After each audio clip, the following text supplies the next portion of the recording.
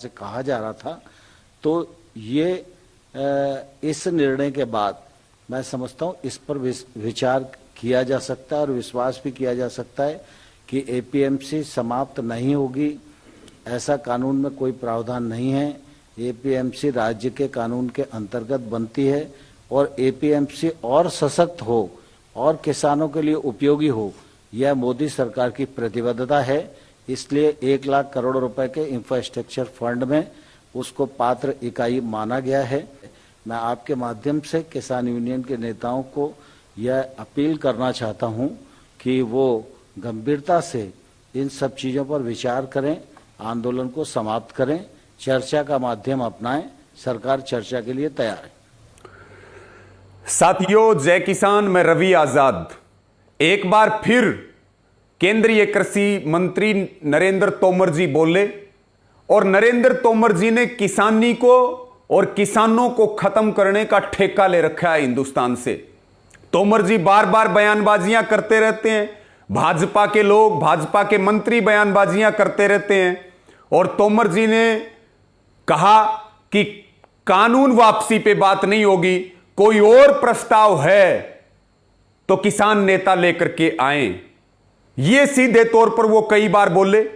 और साथियों, आप सबको पता है कि 22 जनवरी को अंतिम वार्ता सरकार के साथ हुई थी और तब इन्हीं तोमर जी ने यह कहा था कि अब विज्ञान भवन के दरवाजे किसानों के लिए बंद हैं, किसानों के लिए विज्ञान भवन में जगह नहीं है। और कितने महीनों से बातचीत बंद है, सरकार कहां है पता ही नहीं है और लगातार आंदोलन जारी है, क्योंकि आंदोलन का संकल्प है कि हम मर तो सकते हैं, हमारी लाशें तो जा सकती हैं, लेकिन जब तक बिल वापसी नहीं होंगे, बिल वापसी नहीं होगी, तब तक घर वापसी किसी भी कीमत पर होने वाली नहीं है। और हम तोमर जी को फिर स्पष्ट कर दें, हमारे नेताओं ने और संयुक्त किसान मोर्चा ने भी स्पष्ट की है कि शर्त लगा करके हम वार्ता नहीं करेंगे।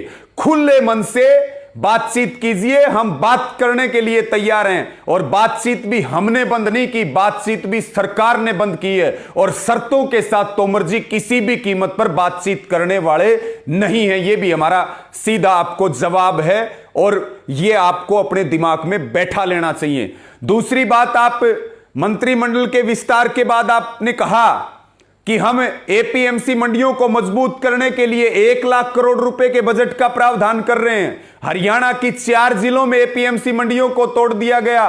मध्य प्रदेश में 40% मंडियों को बिहार में पहले से खत्म कर रखा है, उत्तर प्रदेश के अंदर खत्म कर रखा है। जब खरीद ही नहीं हो रही, मंडियां ही नहीं चल रही हैं, तो फिर एपीएमसी मंडी मजबूत कैसे होंगी? और जो आप 1 लाख करोड़ रुपए, क्योंकि आपको जाना जाता है जुमलेबाजी के लिए, आपकी सरकार को जाना जाता है झूठ बोलने के लिए, आंखों में धूल झोंकने के लिए, तो फिर ये 1 लाख करोड़ का केवल और केवल झुनझुने हैं जो आप बार बार कभी पेट्रोल डीजल पे दिया करते थे, रसोई गैस पे दिया करते थे।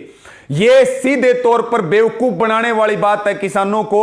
आपको अगर मंडियां टूटी हुई देखनी हो तो आप हरियाणा के अंदर आ जाइए, मध्य प्रदेश के अंदर चलिए, उत्तर प्रदेश बिहार के अंदर चलिए। इसलिए किसानों को बरगलाना और बहकाना बंद कीजिए। और तीसरी बात आपने कही, हम किसानों का सम्मान करते हैं, हम किसान आंदोलन को बहुत संवेदनशीलता के साथ लेते हैं। आपकी यही संवेदनशीलता कि 600 हमारे किसान शहीद हो चुके हैं।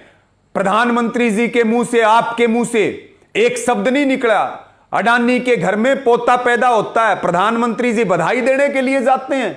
बॉलीवुड के एक्टर और एक्ट्रेस को आप जन्मदिन की बधाइयां देते हैं प्रधानमंत्री जी। और जो इस देश का अन्नदाता है, जिसके बच्चे सीमाओं पर खड़े हैं, जिसके बेटे और बेटियां खेल के मैदान में दुनिया में हिंदुस्तान का नाम रोशन कर रहे, और खुद दिन रात हाथ गड़ा करके पूरे देश का पेट भरता है, आपके पास उनके लिए 1 मिनट का समय नहीं है। आप संवेदनशीलता की बात करते हैं। सीधे तौर पर आप ना शहीद किसानों के लिए बोले, बल्कि आंदोलन को बदनाम करने के लिए आरएसएस, बीजेपी और आपकी सरकारें षड्यंत्र रचने के लिए पीछे नहीं रही। आपने इतिहास में सबसे ज्यादा षड्यंत्र रचे हैं और इसी आंदोलन ने आपकी कारगुजारियों को पूरी दुनिया और पूरे देश के सामने रख करके बताया है कि आप क्या हैं और क्या करना चाहते हैं। आप देश बेचना चाहते हैं, लेकिन ना जमीन बिकेगी, ना जमीर बिकेगा, ना नस्ल खराब होगी ना फसल खराब होने देंगे।